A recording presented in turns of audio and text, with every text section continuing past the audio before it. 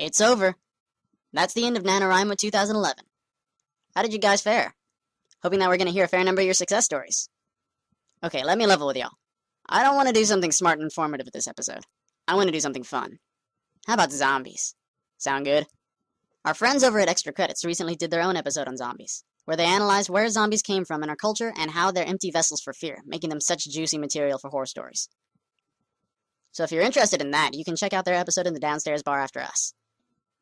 To continue the discussion, however, we're going to tell you how to construct an awesome zombie narrative for yourself, hitting the major structures as well as the most common tropes you'll want to be aware of when embarking on writing or reading zombie fiction. There are two basic structures you can adopt when constructing a zombie narrative: active and passive. I picked the words active and passive because it is the focus on the purpose of the zombies in the given narrative.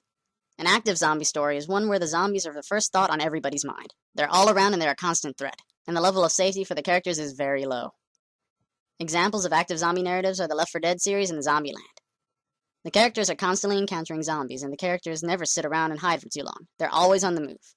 Active stories tend to play off our instinct to fight or flight. You either stand your ground or you have to run, but there's no avoiding the conflict.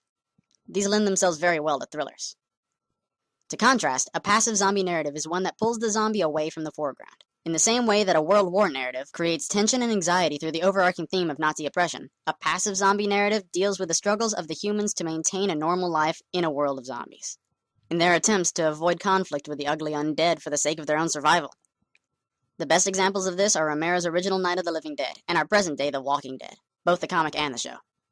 These stories tend to focus less on slaying monsters and more on staying alive, often forcing the characters into highly uncomfortable situations. But let's give the perfect example to illustrate, with two movies in the same series that hit both forms of narrative. 28 Weeks Later is our active zombie narrative, and 28 Days Later is our passive. In our first example, the threat of zombies has been relatively controlled by humans until a new infestation spreads, an example of the original zombie apocalypse in a microcosm. The protagonists are constantly fighting, constantly running, as their one sanctuary has been removed, and there's no safe place to be.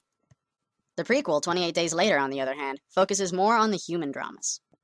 Most of the movie is spent without even seeing zombies, as the characters rest in places of safety and take lengthy road trips. In fact, the climax at the end of the movie is more focused on the humans who are doing the crazy stuff and the zombies just getting into the middle of it all. Now, it goes to say that neither type of zombie narrative is better than another. An active story can be used to create a thrilling plotline, one with constant danger and action. For a more introspective and oftentimes philosophical novel, you'll be wanting to take a passive tone. That being said, the twine that connects these two different styles of storytelling will always be the conflict. While the conflict doesn't have to originate with the zombies, and while your characters might not have to actively seek the zombies, a good zombie narrative is weaving the plot in such a manner that the characters are eventually putting themselves in very real, mortal peril.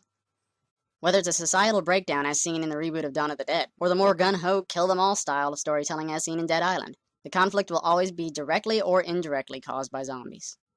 The other important fact to keep in mind when considering a zombie narrative are all the tropes. There are tons of tropes with zombie literature, and the tropes that an author chooses to use or not use drastically change the presentation of the story. First off, how do zombies move?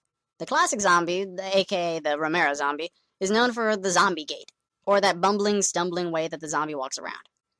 They're very slow, very clumsy, and essentially walking corpses. But as we've seen, Left 4 Dead, Zombieland, the 28 Days series, and Dead Island all toy with the idea of running zombies. Slow zombies aren't necessarily that dangerous, and they're not even that scary most of the time.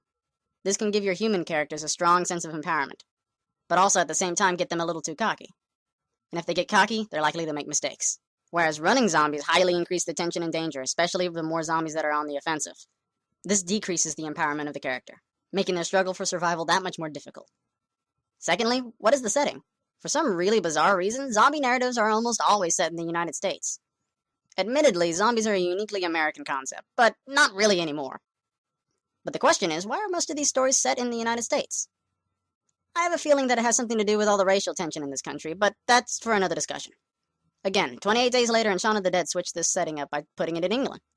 But if you're looking for a unique take on the old trends of zombie apocalypses, setting your story anywhere else in the world can really change the dynamics of social tensions and survival, with plenty of different cultural ideas and different locales that can be explored in the process. World War Z offers a pretty good example of an international view on the more global zombie outbreak. The last and probably most important trope is weaponry. There are so many ways weapons can be used to increase or decrease the tension and horror throughout a narrative, allowing for many questions such as, they are powerful tools, but at what cost? On the other hand, sticking with melee weapons forces your characters to come in close contact if they hope to fight a zombie, which can send tensions soaring. Another interesting concept to explore is guns failing humans who trust their weapons for protection too dearly. And remember, giving characters guns can always leave the potential for a gunfight when tensions between the characters snap.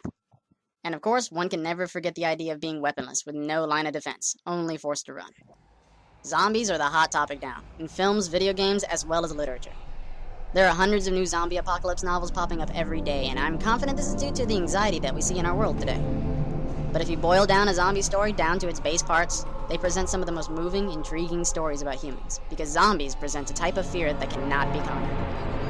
I hope you like some of our zombie talk. See you next time.